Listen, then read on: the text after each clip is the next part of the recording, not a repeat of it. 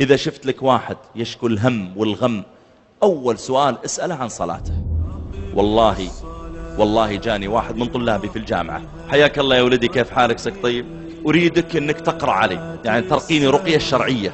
وليش أقرأ عليك وش فيك؟ قال والله ما أدري يا شيخ بس اقرأ علي أرجوك اقرأ علي. وبدأ يبكي وادخل أنا وياه المكتب، قلت ليش تبكي وش فيك؟ أنت عندك مشكلة عندك مرض؟ قال لا ماني مريض. أمك عندها مشكلة؟ أبوك عنده مشكلة؟ قال ما عندي ولا مشكلة في حياتي، أنا مبسوط وأهلي تجار وعندي سيارة زينة، مبسوط جدا في حياتي. أجل ليش يا ولدي أقرأ عليك وش هالرقية؟ قال يا شيخ عندي هم، والله يكلمني هو يبكي يقول عندي هم لو يوزع على أهل الرياض كلهم كفاهم، عندي هم ما أدري ليش. قلت يا ولدي الهم هذا من متى؟ قال الهم هذا من زمان. قلت أول سؤال بسألك يا ولدي تصلي؟ قال وش دخل الصلاة؟ قلت لا جاوبني أنت تبغاني أقرأ عليك الآن. طيب هل تصلي؟ قال لا.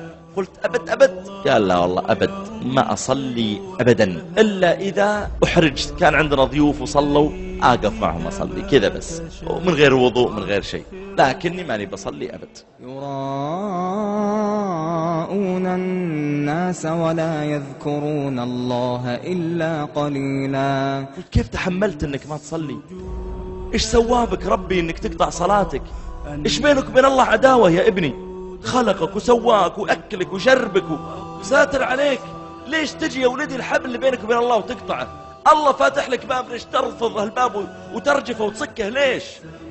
قال ما أدري بس أنا ما أصلي.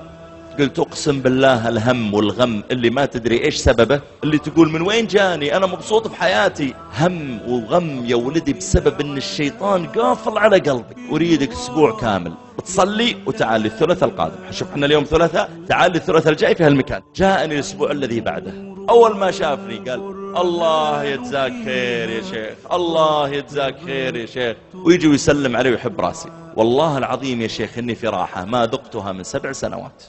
وأقم الصلاة إن الصلاة تنهى عن الفحشاء